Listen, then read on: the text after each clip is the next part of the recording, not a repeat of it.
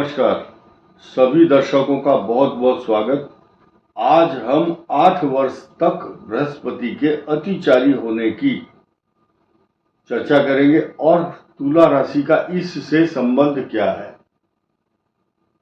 देखिए, ये बड़ा महत्वपूर्ण विषय है और तुला राशि के जातकों को इस बात को बहुत गंभीरता से लेना होगा। पहले तो हमें ये समझना होगा कि इसी पर हमने ज्यादा जोर दिया है और तुला के लिए क्यों है। देखिए, 8 वर्ष का पीरियड है। अब तुला राशि के लिए बृहस्पति के स्थानों को समझना होगा। ये स्थान है और ये भाव है। ये तुला राशि का अतिचारी बृहस्पति ये इतना महत्व रखता है कि जितना सृष्टि के अंदर कोई भी ग्रह पावरफुल नहीं होता, बट इसका लगातार 8 वर्ष तक 8 वर्ष बहुत होते हैं और आठवां जो अंक है वो बड़ा घातक भी है। 1, 2, 3, 4, 5, 6, 7 और 8, यानी कि जब बृहस्पति नीच राशि में होंगे, यहाँ 10 होगा, उसके बाद उसका अतिचारी होना बंद हो जाएगा। पिछले 12 वर्ष पहले भी अतिचारी हुए थे बृहस्पति। अब इन भावों को समझिए। ये भाव है एक तो तीसरा और एक छठा। इन दो के समीकरण सीधे सीधे बृहस्पति और भाग्य स्थान से जुड़े हैं, जो कि तुला राशि के हैं। तुला राशि का जितना भी दारमदार है अगले 8 वर्ष का, इस बृहस्पति पर निर्भर है।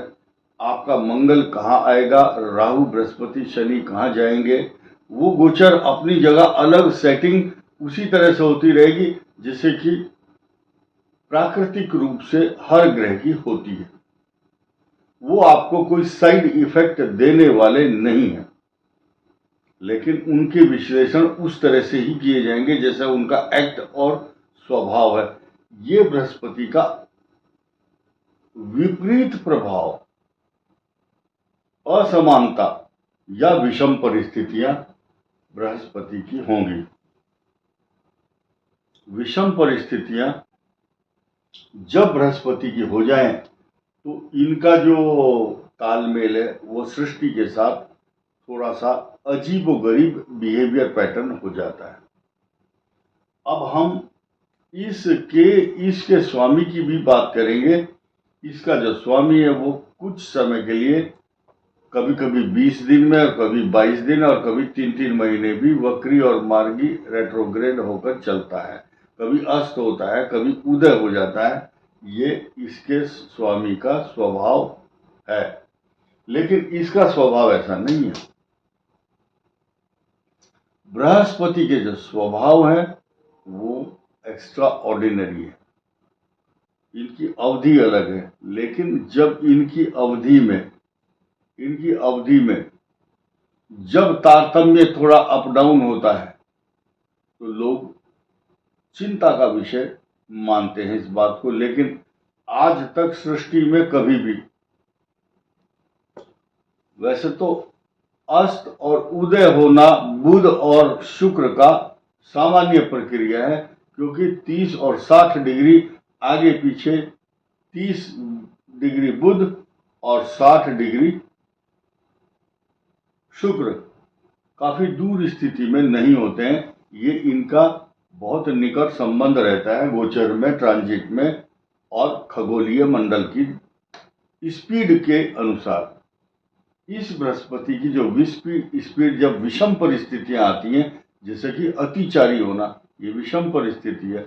यानी कि ऐसी स्थिति में इनका जो अतिचार होना, बहुत फास्ट ग्रोइंग,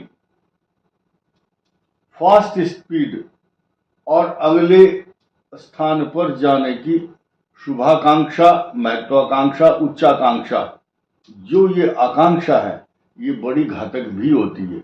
रीजन क्या है? यहां पर मंगल, राहु और बृहस्पति, ये 3 नक्षत्र को कवर करते हैं बृहस्पति देव।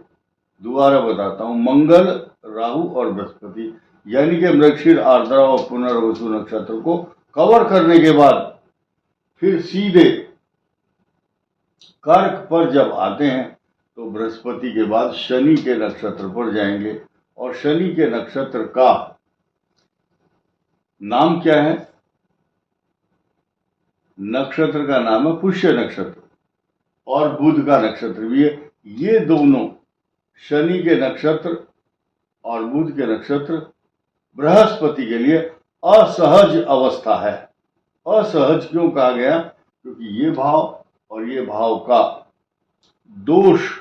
दोषारोपण बृहस्पति के ऊपर होता है। और उस समय जब जरूर होता है जब बृहस्पति उच्च राशि में होते हैं, तब ज्यादा दिक्कत आती है। इन स्थानों पर यानी कि 9 और 12 में बृहस्पति होना कोई कलंक नहीं लगता या असमानता नहीं होती, विषमता नहीं होती। विषमता होती है केवल इन भावों के स्वामी होकर के जब उच्च में रहते हैं। अधिकांश ज्योतिषी उच्च राशि में बृहस्पति को बहुत हाई लेवल का बड़ा अच्छा मानते हैं, जबकि ऐसा नहीं है। बहुत विरोधाभास है लोगों के विश्लेषण करने में। शास्त्रों में कई प्रकार की आशंकाएं जताई गई हैं। लग्न में भी उच्च राशि में होना, यहाँ पर 4 नंबर लिखो और बृहस्पति लिखो तो देखिए विषमता आ जाएगी खुद ही। 6ठे भाव का स्वामी गुरु और चंद्रमा अगर यहाँ है तो दिक्कत, यहाँ है तो दिक्कत। कई बार क्या होता है, यहाँ 4 बृहस्पति है, यहाँ 9 चंद्रमा है, ये स्थिति अलग आ जाती है। लेकिन फिलहाल हम तुला के लिए उच्च राशि में इसी साल 2025 अक्टूबर में ये स्थिति आपको खुद देखने को मिलेगी। और अतिचार का जो दुष्परिणाम है आप देखेंगे। यहाँ बहुत सकारात्मक पहलू होंगे, यहाँ बहुत खराब होंगे, यहाँ भी अच्छे परिणाम नहीं होंगे, क्योंकि इन दोनों भावों का स्वामी तुला के लिए अच्छे परिणाम नहीं दे सकता। कुतो सुखम लिखा है, सुख की कल्पना नहीं कर सकते।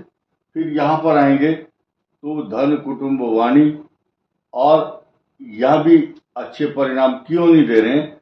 क्योंकि इस भाव से अपने मूल त्रिकोण से 12 भाव में यहाँ अच्छे परिणाम होंगे कुछ समय के लिए, लेकिन अतिचारी होने का जो दोष है वो बृहस्पति को यहाँ जाकर समाप्त करेगा। जब नीच राशि यहाँ 10 नंबर होगा उस समय, और 10 नंबर होने से ये